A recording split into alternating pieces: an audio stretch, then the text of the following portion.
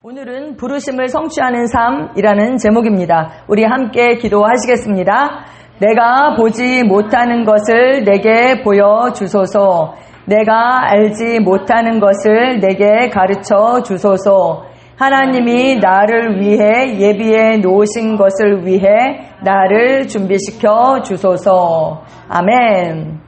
우리는 지난 3주 동안에 데릭 프린스 목사님의 성령 충만한 그리스도인의 지침서 내용을 중심으로 말씀이 우리 안에서 낳는 그 말씀의 열매들에 대해서 나눴습니다. 여러분에게 이런 말씀의 열매가 있는지 한번 확인해 보시길 바랍니다. 말씀이 낳는 열매, 첫 번째는 뭐예요? 믿음입니다.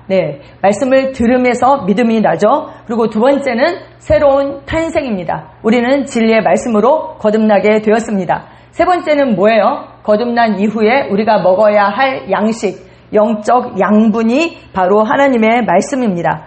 또 이 하나님의 말씀은 우리에게 무엇을 줍니까? 신체적 건강과 힘을 줍니다. 아멘. 영적인 힘만 주는 것이 아니라 실제 이 생명의 말씀을 얻는 자에게 생명이 되고 온 육체의 건강이 된다라고 말씀하고 있습니다. 다섯 번째, 정신적 조명과 깨달음입니다. 하나님의 말씀은 우리에게 깨달음을 줘요. 그래서 미련한 자를, 우둔한 자를 지혜롭게 한다라고 말씀하고 있습니다. 여섯 번째는 무엇입니까? 죄와 사단에 대한 승리입니다. 그리고 일곱 번째, 바로 깨끗하게 함, 정화입니다. 죄와 사단에 대해서 승리하게 하는 것도, 또 우리를 깨끗하게 하는 것도 바로 어린 양의 피와 하나님의 말씀입니다. 그런데 하나님의 어린 양으로 오신 그 예수님께서 영원히 단번에 자기의 피로 영원한 속죄를 들이셨죠. 그래서 우리는 어떻게 되었습니까? 깨끗하게 되었고 죄와 상관없는 삶, 죄와 상관없는 삶을 살 수 있게 되었습니다. 우리는 더 이상 죄의 종이 아닙니다. 아멘. 이제 우리가 해야 할 일은 무엇이에요? 예수님께서 나를 위해서 이루신, 십자가에서 이루신 그 일을 기억하고 그리스도 안에서 내가 어떤 존재가 되었는지를 인식하는 것입니다. 아멘. 사단이 우리를 거짓으로 속이려고 할 때 어떻게 해야 됩니까? 우리 안에 저장된 그 하나님의 말씀을 선포해야 하는 것이죠. 거짓을 대적하는 가장 강력한 무기는 무엇입니까? 진리입니다. 진리. 근데 그 진리는 뭐라고요? 하나님의 말씀입니다. 그래서 그 하나님의 말씀으로 마귀를 대적해야 합니다. 예수님께서도 요한계시록에 보면 뭘 가지고 싸우신다라고 했어요? 그 입에서 나오는 하나님의 말씀, 양날 가진 검으로 싸우신다, 이렇게 말씀하고 있습니다. 우리도 바로 그 성령의 검, 하나님의 말씀이 우리의 공격 무기입니다. 하나님의 말씀은 죄와 사단에 대한 승리를 가져다 주고 지속적으로 우리의 마음을 새롭게 하고 깨끗하게 해서 우리 영에 있는 그 하나님의 아름다움과 선함과 그 하나님의 본성이 우리를 통해 나타나도록 합니다. 영에 아무리 아름다운 것을 가지고 있어도 하나님의 말씀으로 우리 마음이 깨끗하게 되지 않으면 어떻게 될까요? 아무것도 나타나지 않는 거죠. 왜냐하면 영에 있는 것은 마음을 통해서, 이 혼을 통해서 나타나게 되어 있습니다. 이 혼에 무엇이 있어요? 생각과 감정과 뜻이 있어요. 근데 이 혼의 주인은 생각입니다. 생각에 의해서 감정도 생기고 뜻도 세우는 것이거든요. 그래서 이 생각을 새롭게 해야 하는 것입니다. 그래야지 영에 있는 아름다움이 그대로 나타나는 것이죠. 근데 이 생각을 새롭게 하는 거, 깨끗하게 하는 거, 그게 뭐라고요? 하나님의 말씀입니다. 아멘. 그리고 마지막, 여덟 번째가 바로 거룩하게 함, 성화입니다. 구원받고 거듭난 우리의 영의 양식인 하나님의 말씀을 먹고 소화를 해요. 그러면 어떻게 돼요? 우리가 점점 성장하게 되죠. 하나님의 말씀을 영의 양식으로 취했나 취하지 않았나 우리가 어떻게 알 수 있을까요? 영의 양식으로 취한 사람은요, 잘하게 돼 있어요. 잘하게 돼 있어요. 근데 여기 와서 여러분 듣고 계셔도 영의 양식으로 취하지 않으면 잘하지 않습니다. 잘했는지 어떻게 아는가? 그 사람을 통해서 하나님의 본성이 나타나는가? 나타나지 않는가? 우리가 그것을 보면 되는 것이죠. 왜요? 성장하면 그 본성이 나타나게 되어 있습니다. 어렸을 때는 독수리나 그 참새나 비슷하잖아요. 우리가 구분할 수 있어요? 없죠. 근데 잘하면 잘할수록 참새는 찍찍찍 이렇게 되고 독수리는 높은 창공을 날게 되는 거예요. 어렸을 때 호랑이나 고양이나 비슷하잖아요. 근데 잘하면 어떻게 돼요? 본성이 완전히 달라지는 거죠. 잘하면 본성이 나타나게 되어 있습니다. 예. 그래서 우리가 본성을 전혀 나타내지 못한다. 그러면 그것은 잘하지 않은 것이고, 다시 말하면 그것은 하나님의 말씀을 영의 양분으로 취하지 않은 거죠. 근데 이렇게 우리가 우리 안에 있는 하나님의 본성이 나타나는 거, 그걸 뭐라고 한다고요? 성화다. 이렇게 얘기하는 것입니다. 성경은 우리가 온전한 사람을 이루어서 그리스도의 장성한 분량이 충만한 데까지 이룰 수 있다라고 말씀하고 있습니다. 여러분 믿으십니까? 아멘. 저는요 옛날에 이 기도 많이 하잖아요. 그리스도의 장성한 분량까지 충만하게 해주세요. 이렇게 기도했거든요. 제가 옛날에 집사 시절에. 근데 하나도 믿지 않았어요. 하나도 믿지 않고 그렇게 기도했어요. 근데 지금은 알아요. 내가 성장하면 성장할수록 정말 이 그리스도의 장성한 분량까지 이룰 수 있다. 왜요? 예수님이 가지고 계신 그 생명과 똑같은 생명, 그리고 그분이 가지고 있는 본성을 내가 가지고 있다라는 것을 아는 거예요. 성경은 얘기해요. 예수님 안에 생명이 있어요. 근데 내가 예수님을 영접했어요. 그래서 그 생명이 나에게 오게 되었어요. 생명이 전이 되었어요. 그 생명 안에 뭐가 들어있어요? 본성이 들어있는 거예요. 생명 안에. 네. 그래서 우리는 하나님의 성품에 참여한 자가 되었습니다. 아멘. 궁극적으로 마다들의 형상을 본받는 것, 하나님의 온전하심과 같이 우리도 온전한 것, 하나님의 거룩하신 것처럼 우리도 모든 행실에서 거룩한 것, 그것이 우리를 향한 하나님의 뜻입니다. 아멘. 데릭 프린스 목사님은요 5가지를 얘기하셨어요. 우리가 성화를 이룰 수 있는 것에 대해서 성령으로 거룩하게 된다. 그리고 하나님의 말씀으로 거룩하게 된다. 제단으로 거룩하게 된다. 제단에 올려놓은 그 제물, 제단으로 거룩하게 되는 거예요. 그리고 그리스도의 보혈로, 그리고 그리스도에 대한 믿음을 통해서 우리가 거룩하게 된다. 성화를 이룰 수 있다라고 말씀하셨습니다. 여러분, 우리가 거룩하지 않기 때문에 거룩해지려고 노력하는 것이 아닙니다. 성화라는 것은 뭐예요? 우리의 영은요 이미 거룩해요. 이미 거룩해요. 거기 히브리서 10장 10절에 말씀하고 있죠. 시작.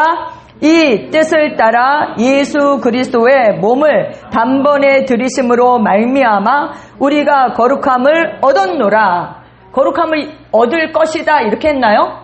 아니요. 거룩함을 얻었다. 과거형을 쓰고 있어요. 누구 때문에요? 우리의 행실 때문에요? 아니요.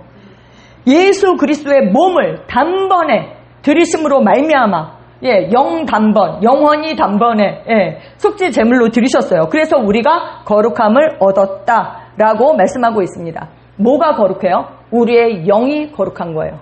거듭난 우리의 영이 거룩합니다. 누구만큼요? 그리스도만큼. 왜요? 그리스도가 우리의 거룩함이 되셨습니다.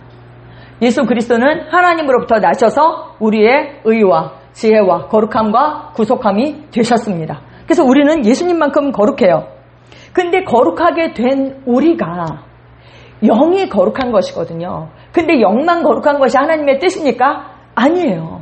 우리의 혼도, 몸도 거룩한 것이 하나님의 뜻입니다. 여기 그렇게 얘기했잖아요. 하나님이 거룩하신 것처럼 우리도 모든 행실에서 거룩한 것, 그것이 하나님의 뜻이에요. 그래서 이렇게 거룩하게 된 우리가 영이 온전한 것처럼 우리의 혼도, 몸도 온전해져 가는 과정, 그걸 뭐라고 한다고요? 성화. 성화, 거룩해진다. 이미 거룩한 우리가 거룩해지는 것입니다. 우리의 혼도, 몸도. 이것이 바로 성화예요. 근데 성화에는 2가지 측면이 있어요. 하나는 뭐예요? 죄로부터 분리, 깨끗해지는 거예요. 죄를 제거하는 거예요. 우리의 영은 죄를 지을 수 없지만 우리가 생각으로, 몸으로 죄를 지으면 바로 씻는 거예요. 근데 또 하나 더 적극적인 면은 뭐예요? 우리의 마음을 새롭게 함으로 변화를 받는 거예요. 이게 더 적극적인 측면입니다. 우리가 너무나 잘 아는 말씀, 로마서 12장 1절에서 2절 시작. 그러므로 형제들아 내가 하나님의 모든 자비하심으로 너희를 권하노니 너희 몸을 하나님이 기뻐하시는 거룩한 산 제물로 드리라. 이는 너희가 드릴 영적 예배니라. 너희는 이 세대를 본받지 말고 오직 마음을 새롭게 함으로 변화를 받아 하나님의 선하시고 기뻐하시고 온전한 뜻이 무엇인지 분별하도록 하라. 아멘. 여기에 연속적인 4단계가 있어요. 첫 번째 뭐예요? 우리의 몸을 하나님 제단에 거룩한 산 제물로 드리기. 예. 나 자신, 전 존재를 드리는 헌신입니다. 헌신, 몸을 드린다. 뭘로요? 거룩한 산 제물로. 이것이 가장 중요합니다. 예. 우리는 헌신하면 뭐예요? 교회 가서 막 일하는 거. 그리고 헌신하면 뭐예요? 선교사로 헌신하는 거. 그래서 헌신하기를 두려워해요. 하나님 나를 아프리카에 선교사로 보내면 어떡하지? 이렇게 걱정하는 거죠. 걱정하지 마십시오. 안 보내십니다. 아무나 보내는 게 아닙니다. 아무나 보내는 게 아닙니다. 네. 우리 자신을 하나님께 드리는 거예요. 하나님은 우리 자신에 관심이 있으십니다. 두 번째는 이 세대를 본받지 않기. 우리는 이 세상에 속하지 않았죠? 그래서 세상의 그 틀에, 폼에 부어져서는 안 되는 것입니다. 세상을 카피하는 삶을 살아서는 안 됩니다. 우리는 선택할 수 있어요. 어떤 틀에 부어질지. 세상의 틀에 부어질지 아니면 예수님의 그 형상, 그게 폼, 틀이라는 뜻이거든요. 예, 거기에 부어질지 우리는 선택할 수 있습니다. 네, 우리는 예수님의 부어지기로 선택합니다. 아멘. 세 번째는 마음을, 생각을 새롭게 함으로 변화를 받는 것입니다. 세상의 틀에 부어지지 않기 위해서는 어떻게 해야 하는가? 세상은 우리를 가만두지 않거든요. 그래서 더 적극적으로 우리가 마음을 새롭게 함으로 변화를 받아야 하는 것입니다. 세상을 본받지 말라 했을 때는요, 영어로는 do not conform to the pattern of this world. 세상의 그 패턴에 일치하지 말아라. 이렇게 얘기하는 거예요. 그리고 또 여기 마음을 새롭게 함으로 변화를 받아라 했을 땐 뭐라고요? transform 하라고 이렇게 되어 있어요. be transformed. 예. 그 폼을 트랜스 해야 된다는 거예요. 여러분 우리가 그렇게 얘기하잖아요. 도란스 그렇게 얘기하죠. 여러분 도란스가 뭔지 알았어요? 그게 트랜스예요. 트랜스. 110V, 220V를 110V로 110V를 220V로 바꿔주는 거. 그 트랜스, 그거를 우리가 이제 도란스 이렇게 한 거죠. 그것처럼 마음을 변화를 시켜야 된다는 거예요. 예. 그렇게 우리는 새롭게 함으로 변화를 받습니다. 변화하고 싶으시죠? 변화하려면 어떻게 해야 하는가? 생각을 새롭게 해야 합니다. 생각을. 변화는요, 생각을 새롭게 할 때 오는 거예요.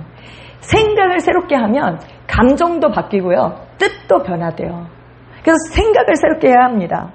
여기 마음을 새롭게 함으로 변화를 받아다 했을 때 이 마음은 생각을 말하는 것입니다. 마인드. 예. 생각을 새롭게 하기 위해서는 그럼 어떻게 하는가? 여러분, 짬짬이, 틈틈이 시간 날 때 하면 안 돼요. 집중하는 시간이 필요해요. 집중하면 어떻게 돼요? 연결되면 활성화된다. 실제가 되어 나타난다는 거예요. 그래서 집중을 해야 합니다. 집중.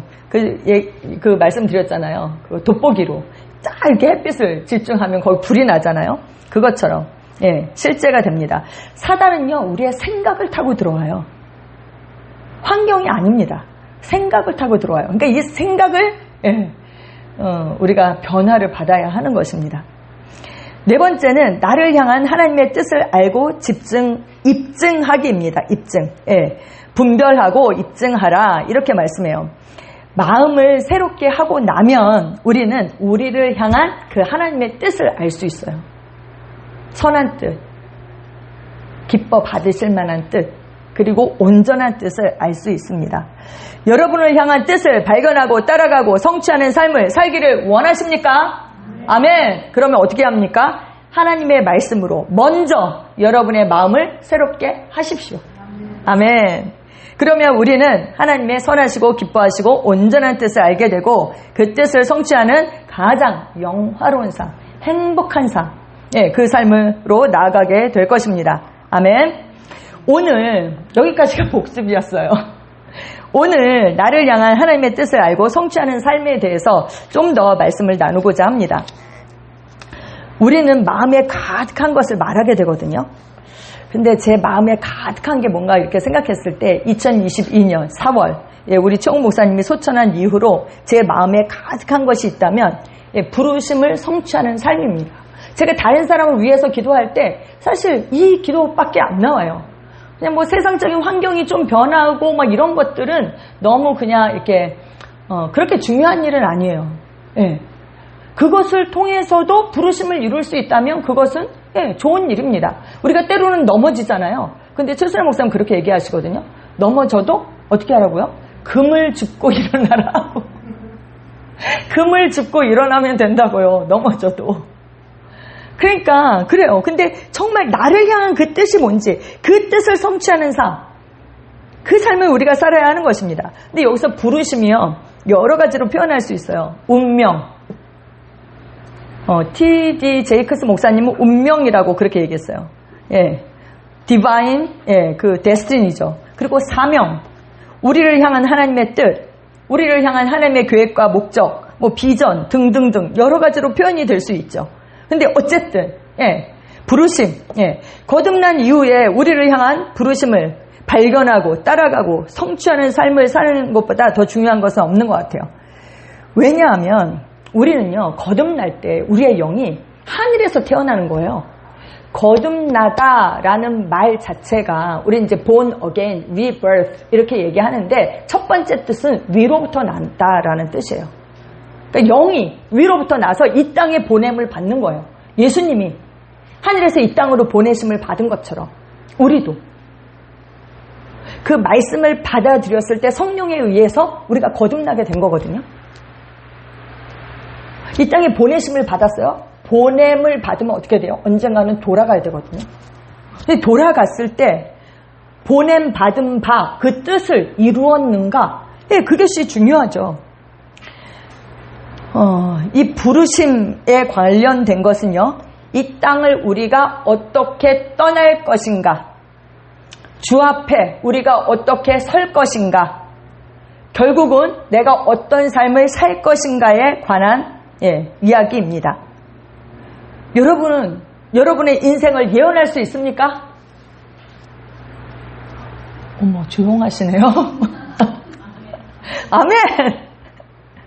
지난번에 올라온 금식기도 학교에 오셨던 강사 목사님이 이런 말을 하셨어요. 내가 만약 하나님의 뜻을 선택하면 나는 내 인생을 예언할 수 있다 라고 말씀하셨어요. 그래서 저 그 얘기 들을 때 나도 내 인생을 예언할 수 있는데 라고 생각했어요.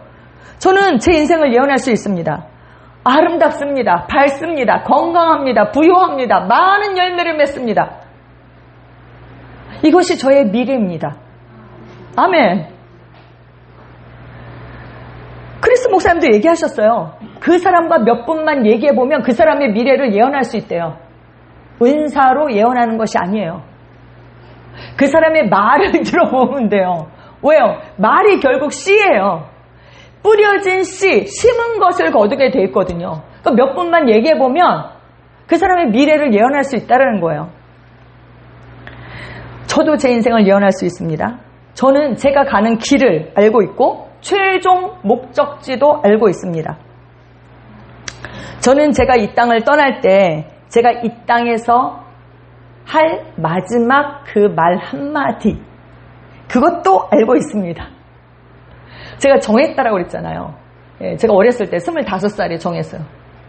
어떤 분의 죽음을 보고 저는 정말 제가 무의식 중에라도 제가 이 땅을 떠날 때 이 땅에서 마지막 할 말은 시편 18편 1절 말씀, 나의 믿으신 여호와여 내가 주님을 사랑합니다. 저는 그 고백을 할 것입니다. 그것을 위해서 기도했어요. 근데 어느 날 알겠더라고요. 진짜 내가 그 고백을 할 거라는 걸 제 영으로 알았어요.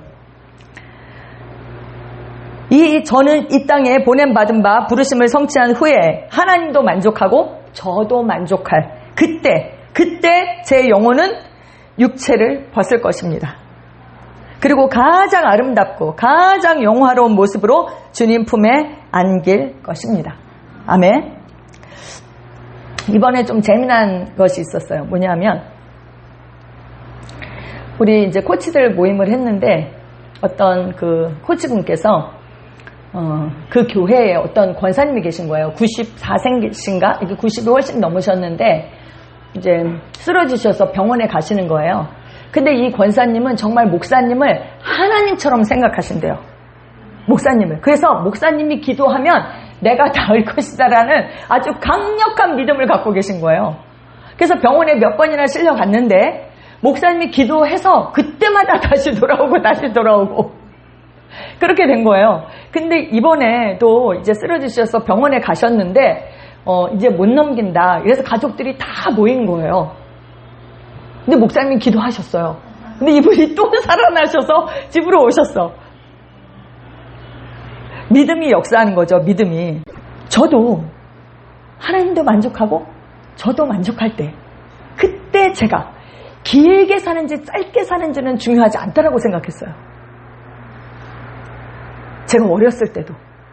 그래서 나는 만족할 그때 그게 40이 될 수도 있고, 근데 40이 이미 넘었잖아요. 50이 될 수도 있고 50도 넘었어요. 60이 될 수도 있고 70이 될 수도 있고 80이 될 수도 있고 100살이 될 수도 있고, 근데 만족할 그때 내가 주 앞에 설 것이다. 나의 선택에 의해서 가장 아름다운 모습으로, 영화로운 모습으로 주님 품에 안길 것이다 라는 그런 믿음이 있습니다. 자기의 마지막을 아는 사람은 어떻게 살아야 할지도 안다라고 생각해요. 네. 여러분, 우리의 오늘 하루하루는요 영원과 연결되어 있어요. 이 땅이 끝난 다음에 천국에 가서 영원이 시작되는 것이 아닙니다. 영생이 그때 시작되는 것이 아닙니다. 우리는 영생을 가지고 있죠. 이 영생은 하나님의 생명이고 그리고 영원한 생명이에요. 하나님의 생명이고 이터널 라이프고 에버라스팅 라이프예요. 그러니까 뭐예요? 우리의 삶은요 영원과 연결되어 있는 거예요. 이 땅에서의 삶 따로, 천국에 가서의 삶 따로, 이렇게 되는 것이 아닙니다. 몸은 우리의 영혼이 떠날 때 흙으로부터 왔기 때문에 이 몸은 썩을 거예요. 하지만 영혼은 어떻게 돼요? 그 모습 그대로 하나님 앞에 가는 거예요. 그래서 우리의 영혼이 성화된 만큼 그 모습으로 우리가 주 앞에 서게 되는 것입니다. 그러니까 우리가 이것을 늘 인식한다면, 오늘 하루하루가 영혼과 연결되었다는 것을 우리가 인식하고 산다면 오늘이 달라지겠죠. 근데 잘못 선택했어도 낙담하지는 마세요. 왜냐하면 하나님께서는 또 기회를 주세요. 근데 기회가 또 오긴 오는데요, 그것은 내가 지나보낸 그 기회와 같은 기회는 아니에요. 그거는 이미 지나간 건 지나간 거예요. 우리가 과거에 지나간 것에 연연해 할 필요는 없어요. 그렇죠? 사도 바울도 그렇게 얘기했어요. 앞을 보고 달려가는 거예요. 근데 오늘 하루하루가 정말 영혼과 연결되어 있다는 것을 우리가 늘 생각해야 하는 것입니다. 그럼 매일매일의 선택이 달라질 거예요. 그런데 문제는 뭐예요? 자꾸 잊어버려요. 저도 잊어버려요. 그리고 성령님께서 감동하셔도, 알려주셔도 불순종하고 자꾸 핑계를 대는 거예요. 순종하고 싶지 않은 그런 완고한 마음이 있는 것이죠. 근데 정말 그 순간에 그 나의 선택이 영원한 선택이라는 것을 안다면 정말 우리의 삶이 달라지겠죠. 지금 현재 저의 모습은 수백 번, 수천 번, 수만 번 저의 선택의 결과입니다. 지금 이 모습이. 여러분도 마찬가지예요. 여러분도 마찬가지예요. 더 좋은 선택을 할 수 있었는데, 여러분 중에 혹시 내가 그 인간만 선택 안 했으면 이런 분은 안 계시죠? 그 인간 때문에 이런 분은 안 계시죠? 네.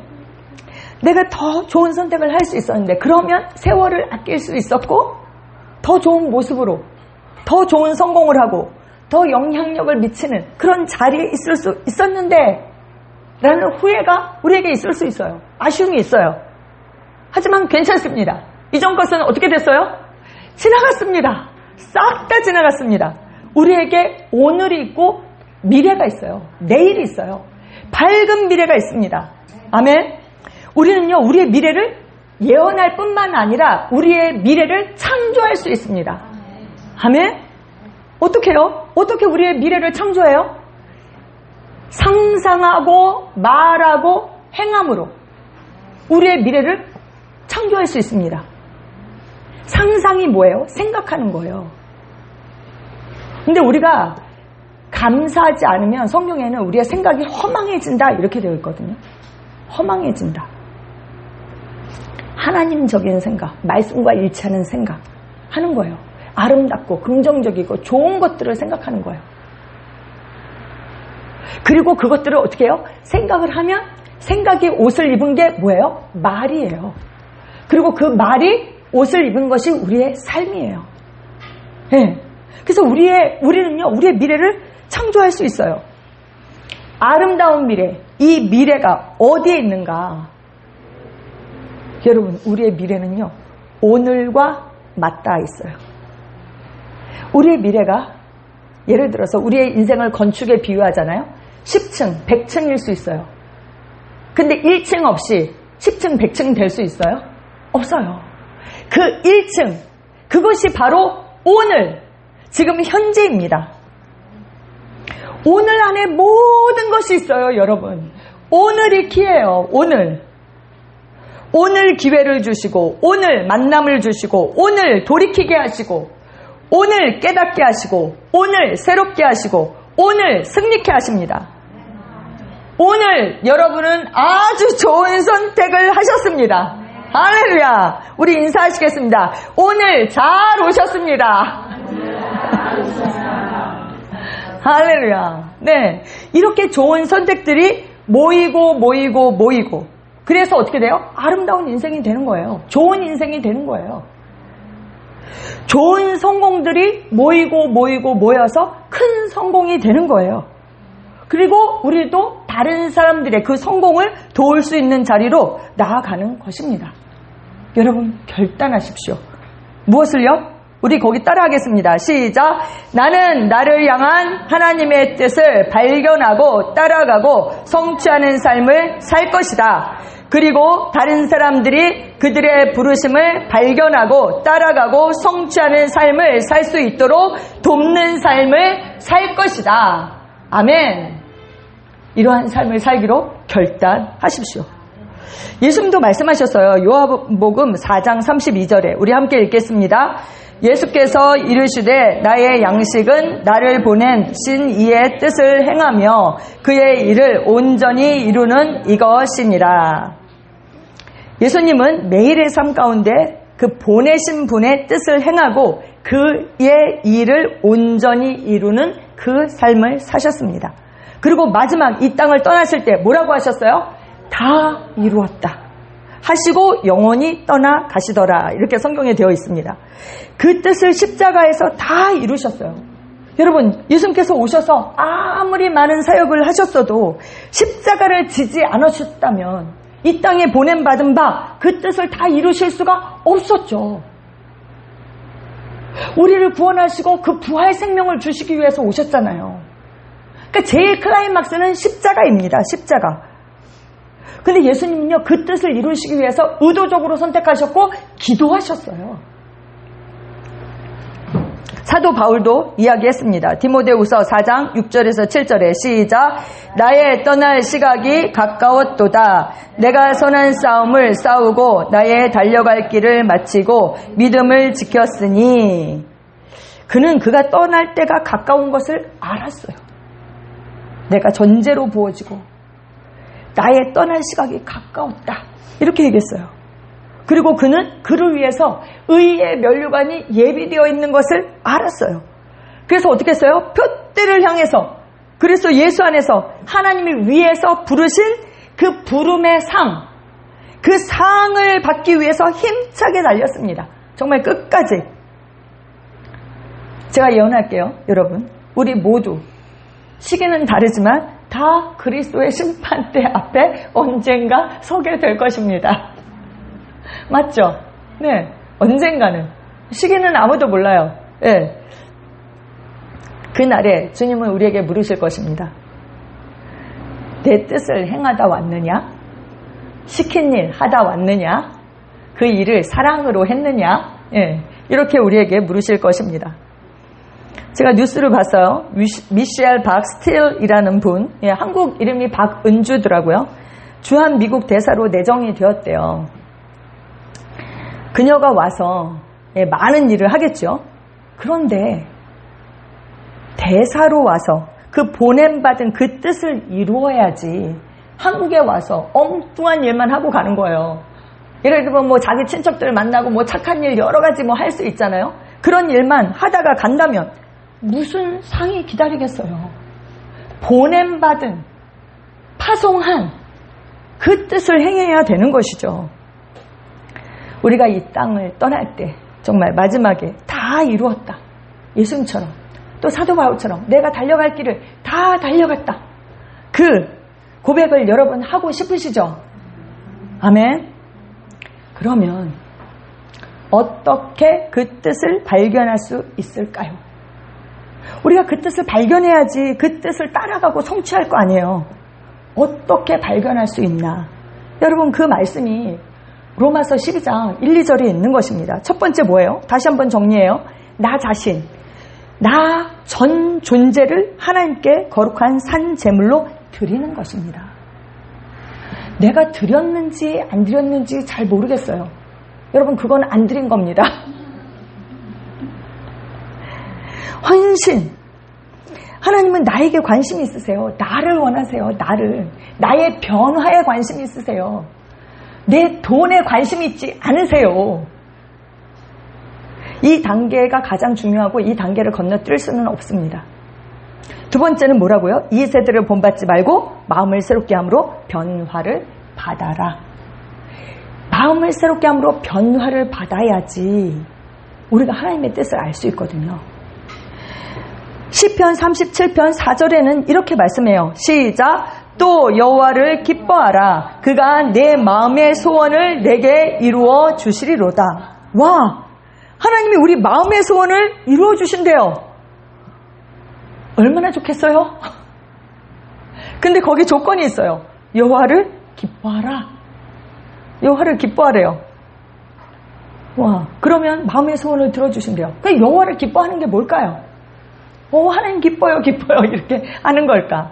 물론 그것도 들어갈 수 있어요. 근데 여기서 여호와를 기뻐하라 했을 때 이 기뻐하다가 히브리어로 아나그라는 단어예요. 아나그.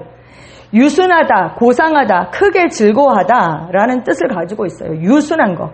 하나님께 대하여 우리의 마음을 부드럽게 하는 것입니다. 부드럽게. 여러분 봄이 되면요 씨를 뿌리기 전에 어떻게 해요? 땅을 갈아엎어요. 쟁기로. 그래서 어떻게 해요? 아주 부드럽게 만들어요. 아주 부드럽게. 제 초등학교 때 친구를 만났는데 그 친구는 어렸을 때 그 추억을 가지고 있더라고요.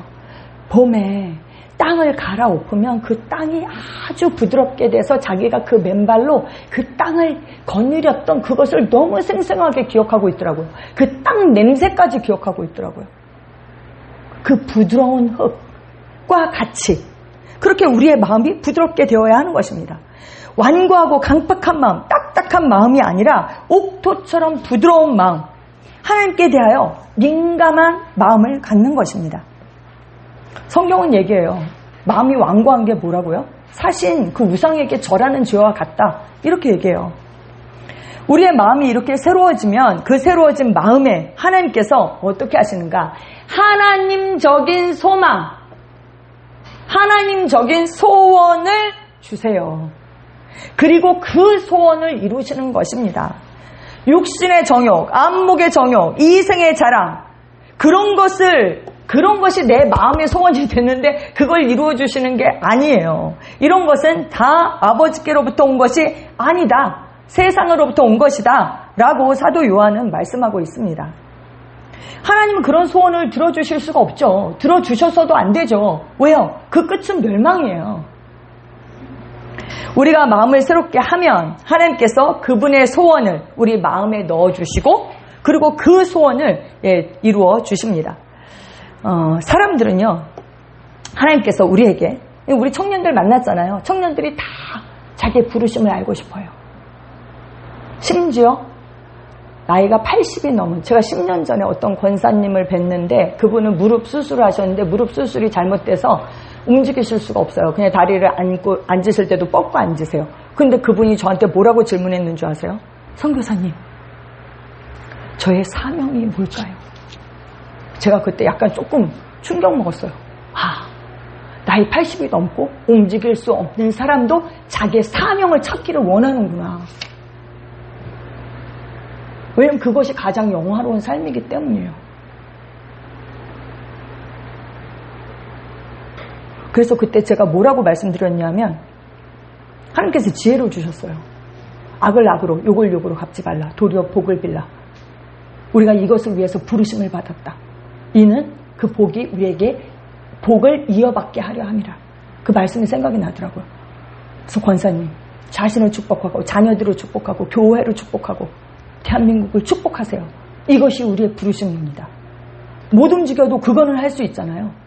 그쵸? 그게 마음을 새롭게 하는 거예요. 네. 그래서 하나님께서 우리를 인도하실 때요, 청년들은 이렇게 생각해요. 하나님께서 우리 귀에 종향아, 무슨 사업을 해라, 교회를 개척해라, 이 길로 가라, 저 길로 가지 말아라, 이렇게 음성으로 말씀해 주실 것을 기대해요.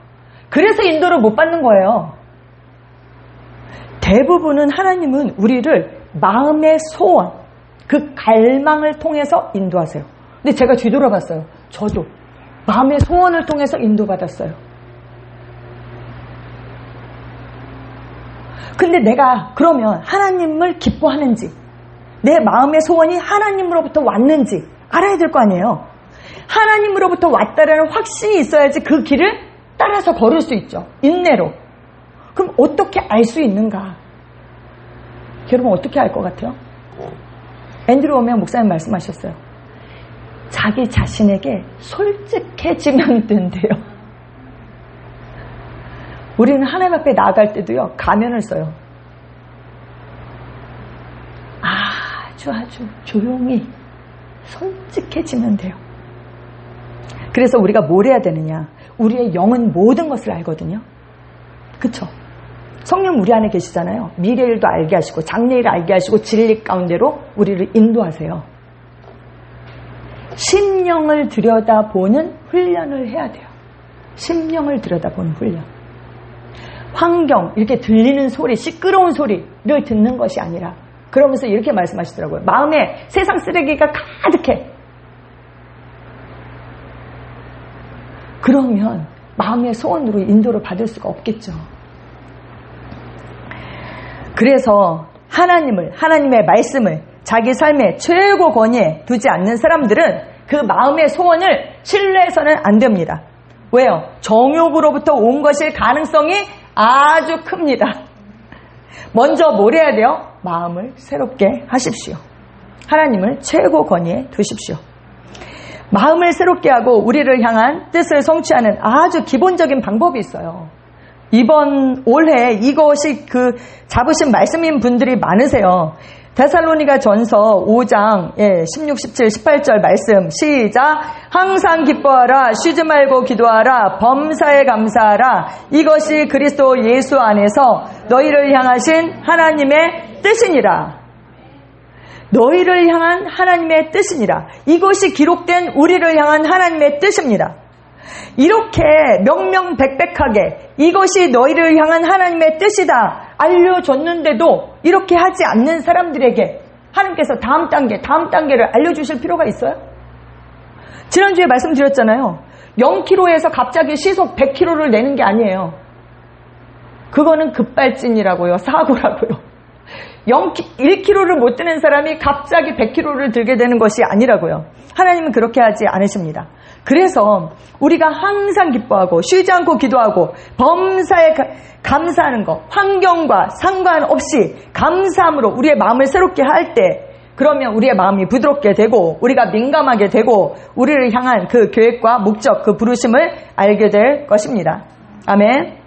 부르심을 알았다라고 해서 처음부터 그 부르심의 한가운데 있지는 않아요. 어떻게 해요? 순종함으로 한 발 그 부르심의 한가운데로 나아가게 되는 것입니다. 청함을 받았다고 해서 모두 택함의 자리까지 가는 게 아니에요. 최고의 부르심까지 가는 것이 아닙니다. 위대한 여정을 시작했다고 해서 모두가 그 경주를 마치는 것이 아닙니다. 하나님의 뜻을 따라가고 성취하는데 필수는 뭐예요? 순종입니다. 순종. 너희가 즐겨 순종하면 땅의 아름다운 소산을 먹을 것이요. 아멘. 기꺼이 순종할 때 하나님은 우리에게 가장 좋은 것을 누리게 하십니다. 근데 우리는 불순종하는 것을 합리화하거든요. 앤드류 워맥 목사님 말씀 중에서 아주 인상 깊은 것이 있어요. 어떤 여자가요, 목사님을 찾아와서 말했어요. 목사님, 하나님께서 신학교를 가라고 했다는 거예요. 그 카리스 바이블 컬리지를. 그런데 저에게 개가 2마리가 있어요. 개가 2마리가 있는데 제가 어떻게 신학교를 가겠어요? 이렇게 얘기했다는 거예요. 근데 앤드류 워맥 목사님은 정말 레디컬하세요. 이분이 뭐라고 그랬는지 아세요? 그냥 개를 총으로 쏴버리세요. 이렇게 얘기했다는 거예요. 개 때문에 하나님이 길을 인도하셨는데 하나님의 음성을 들었대요. 근데 개 때문에 못 간대요. 그때 개를 총으로 쏴버리라고 그랬대요. 여러분, 이게 진짜 개를 죽이라는 얘기예요? 그게 아니죠. 와, 진짜 그렇게 강력하게 얘기를 앤드류 워맥 목사님 다우세요. 왜냐하면 우리가 환경을 생각하잖아요. 상황을 생각하잖아요. 그리고 완벽하게 갖춰지면 그때 순종하겠다? 그 사람은 영원히 못할 것입니다. 일단 믿음으로 선택하면, 그리고 움직이면 하나님께서 일하십니다. 우리의 부르심을 이룰 수 있는 모든 것, 잠재력, 재능, 재원, 물질, 그 모든 것은 이미 예비되어 있습니다. 하나님께서 우리를 부르실 때 그냥 부르시는 게 아니에요. 그 부르심을 성취할 수 있는 모든 것을 이미 예비하셨어요. 근데 내가 그 부르심 가운데 걷고 있으면 정확한 때에 정확한 그 장소에서 나와 연결되게 되고 그것은 나타나게 될 것입니다. 여러분, 진짜를 갈망하세요. 진짜. 영원한 것을 갈망하세요. 최수람 목사님이 이렇게 얘기하셨어요. 성령님은 우리의 갈망에 응답하신대요. 근데 그 갈망을 어떻게 아는가? 그 사람의 우선순위로 안다는 거예요. 우선순위를 보면 안다. 갈망해요. 갈망해요. 말은 해요. 근데 우선순위에 저 끝에 밀려있어. 그 갈망하는 거예요? 아니죠. 우리를 향한 부르심, 하나님의 계획과 목적이 이미 우리 안에 있습니다. 그것을 이룰 수 있는 모든 것도 이미 예비되어 있고 그것도 우리 안에 있습니다. 그 자리에 있을 때 그것은 나타나게 될 것입니다. 하나님의 그 부르심 안에 우리가 걸을 때 그곳에 성장이 있고 축복이 있고 영광이 있고 만족이 있습니다. 아멘. 우리는 우리를 향한 하나님의 계획과 목적, 그 부르심 안에 한 발 한 발 걷는 삶을 살고 우리의 부르심을 성취합니다. 아멘.